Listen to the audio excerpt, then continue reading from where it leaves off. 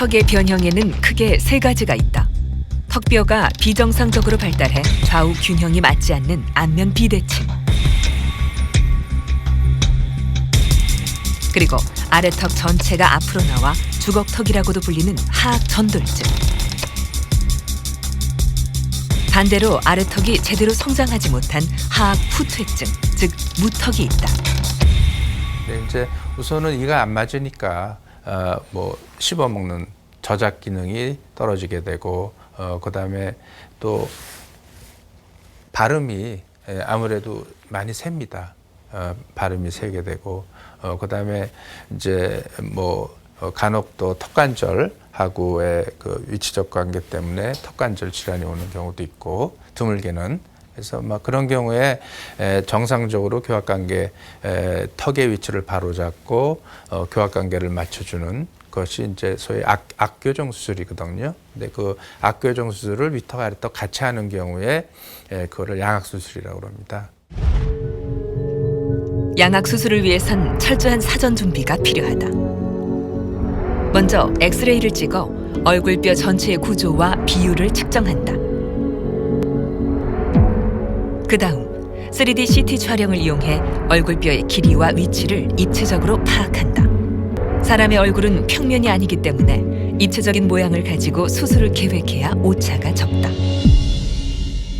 3D CT가 완성되면 녹말로 실제 얼굴뼈와 똑같은 크기의 모형을 만들어 수술 계획을 점검한다. 있지만 실제로 이제 여러분들이 집도이라고 생각하고 네.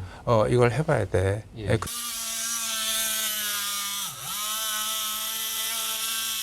수술 하루 전날 김명진 교수는 수술장에 들어올 수련의들과 함께 모의 수술을 진행한다. 2번씩 짧게 2번씩. 또 상악골을 다운 프랙처 시키고. 자 이렇게 다운 프랙처가 되지. 그래서 일단 다운 프랙처 된 다음에 이제 분리하는 거. 얼굴뼈는 다른 뼈들과 달리 입체적이고 섬세해 조금만 더 잘라도 모양이 달라진다. 그래서 고정을 하도록 그렇게 합시다. 그래서 수술을 완벽하게 이해하고 숙련된 상태로 수술에 참여하기 위해 이런 준비 과정을 거친다. 그렇게 하면 저희가 또 교육병원이다 보니까 우리 또 수련의 선생님들 또 학생들한테 그런 수술에 대한 것을 정확하게 이렇게 교육시키기 위해서는 그런 모형 수술까지도 이렇게 좀 하고 하면서 이게 3차원적으로 어떻게 들어가야 이게 똑바로 이게 맞춰주는구나 하는 것을 하기 위해서 이제 모든 케이스를 그렇게 하고 있지는 않지만 저희가 아주 심하게 왜곡된 환자들은 이런 그 모형 수술까지도 하고 정확한 진단을 하기 위해서 많이 노력을 하고 있습니다. 수술이 시작되면 먼저 위턱뼈를 수평으로 자른 후 아래로 내리고 앞으로 이동시킨다.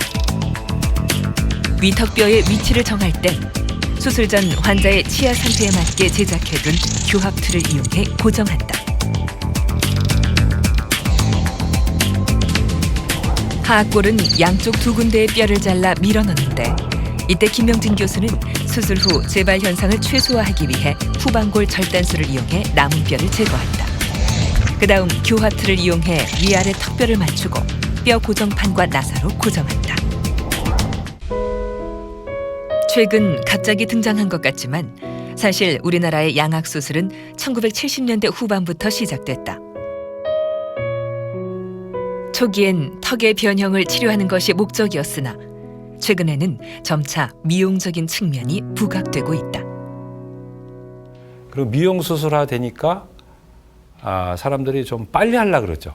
수술하고 나서 감쪽같이 좀 예쁘고 매력적인 얼굴로 원하기 때문에 수술 시기가 상당히 빨라져서 선수술을 하려는 경향이 많이 생기고 그 안면 윤곽술, 광대뼈를 다듬다든지 V라인 수술을 같이 한다든지 그래서 복합 수술이 많이 늘었습니다. 그 제일 많은 경우가 얼굴을 무조건 작게 해달라 그러거든요. 근데 얼굴뼈를 줄이면 그 얼굴살 속에 있는 뼈가 줄어들기 때문에 얼굴살이 좀 줄어들다가 남아요. 마치 풍선이 바람이 꺼지면 좀 처지는 것처럼 마찬가지로. 그러니까 그 환자들이 알아야 될 거는 얼굴뼈를 무조건 줄인다 그런 생각은 좀 피하셔야 됩니다. 얼굴뼈를 많이 줄이면 윗니가 안 보이고 오히려 더 나이 들어 보입니다. 그래서 그거의 판단은 그 수술하는 그 의사와 잘 상의해서 이제 본인이 자꾸만 줄여달라고 하면은 그건 좀 충분히 이해하지 못한 수술은 만족보다는 어쩌면 상실에 가까울 수도 있다. 조금만 더, 조금만 더. 욕심은 오히려 많은 것을 잃게도 한다. 인생의 어느 길로도 되돌아가지 못하는 것처럼 우리에게 수술장은 그런 길일지도 모른다. 눈을 뜨면 세상은 온통 새로운 수술법과 치료법으로 가득하다. 양악수술에 대한 얘기도 많다. 하지만 대부분의 사람들은 양악수술의 장점은 알지만 단점, 즉 부작용은 잘 알지 못한다. 부작용이 없으면 뭐 누구라도 다 해보죠. 환자나 아니면 수술하는 의사나. 근데 부작용이 드물지만 일어날 수 있기 때문에 그거를 저울질해서, 그러니까 이만큼 그 컴플렉스 양과 그다음에 수술의 부작용을 이렇게 견주어서 잘 저울질해 봐서 이게 워낙 심하다 그러면 수술을 결정하게 됩니다. 양악수술의 부작용을 이해하기 위해 턱의 구조를 알아보자. 턱은 머리뼈에 고정된 위턱뼈, 위턱뼈와 연결된 아래턱으로 나눌 수 있다.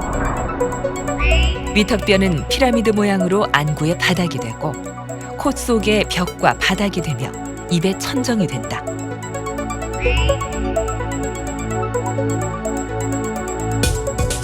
얼굴에서 가장 크고 단단한 아래턱뼈는 말국 모양으로 관절을 움직여 음식을 씹을 수 있고 말도 할 수 있게 한다.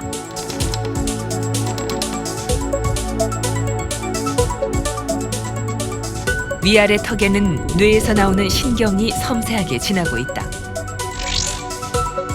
양악수술 후 가장 흔한 부작용인 입술이나 턱의 감각 이상은 바로 위턱이나 아래턱으로 지나는 신경들의 손상 때문이다.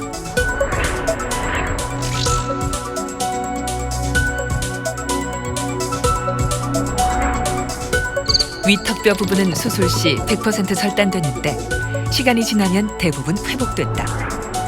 아랫입술의 감각을 느끼게 하는 하악신경은 한 가닥이기 때문에 뼈를 자를 때 각별히 주의해야 한다. 또한 아래턱을 뒤로 무리하게 넣다 보면 기도가 좁아져 호흡이 곤란해질 수 있다.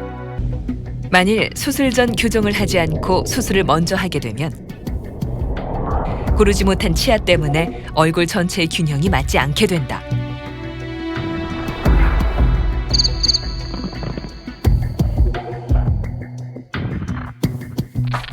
수술 후 교정을 한다 해도 이미 턱뼈가 굳어진 상태라 얼굴의 균형을 잡기가 어렵다. 수술 전 교정을 통해 치아를 바르게 만들고 수술을 하게 되면 치아의 교합뿐 아니라 얼굴의 균형도 바르게 맞출 수 있다. 하지만 최근 양악 수술이 늘어나면서 교정 없이 수술을 먼저 하려는 경향이 점차 늘고 있다.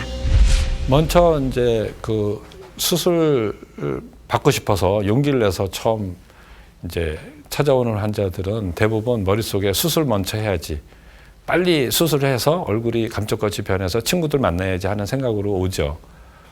먼저 수술하기 전에 턱을 바른 자리로 갖다 놓을 수 있게끔 치아를 바르게 정렬하고 그 다음에 수술하는 것이 효과가 좋습니다. 환자의 경우 주걱턱은 물론 비대칭이 심해 윗니와 아랫니가 바깥쪽으로 뻗어 있는 상태. 약 2년간의 교정을 통해 치열을 고르게 만들어 놓았다. 수술이 시작되면 먼저 위턱을 얼굴뼈에서 잘라낸 후 아래로 내리면서 앞으로 살짝 당긴다. 첫 번째 교합틀을 이용해 이동된 위턱의 위치를 확인한 후 뼈 고정판과 나사를 이용해 얼굴뼈에 고정시킨다. 그 다음 아래턱뼈의 양쪽을 잘라내고 턱 안으로 밀어넣는다. 그리고 두 번째 교합틀을 이용해 아래턱의 위치를 확인하고 뼈 고정판과 흡수성 나사로 고정시킨다. 마지막으로 좌우 비대칭인 턱끝을 달라 수평을 맞춰준다. 하악후퇴증, 즉 무턱이라 불리는 증상이다. 먼저 지나치게 좁은 위턱뼈를 확장술을 통해 10mm 확장을 시켜 공간을 확보한 다음 교정을 시작했다.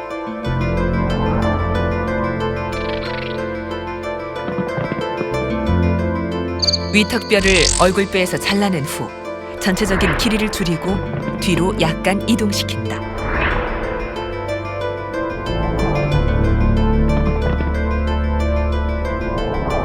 교합틀을 사용하여 위턱을 바른 자리에 위치시키고 뼈 고정판과 나사를 이용해 새로 자리 잡은 위턱뼈를 얼굴뼈에 고정한다.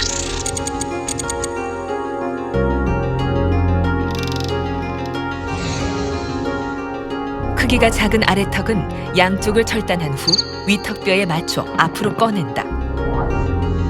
교합틀을 사용하여 아래턱을 바른 자리에 위치시키고 둘로 나뉘었던 아래턱뼈 부분은 뼈 고정판과 나사를 이용해 고정해준다.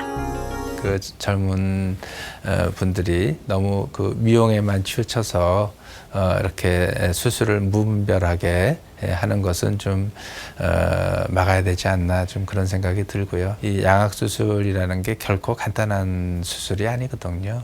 많은 후유증을 동반하고 있고 뭐 심지어는 사망할 수도 있는 그런 경우까지 생기기 때문에 정말 필요한 경우에 좋은 술식을 잘 택해서 이렇게 선택해야 되지 않나 이렇게 생각이 됩니다.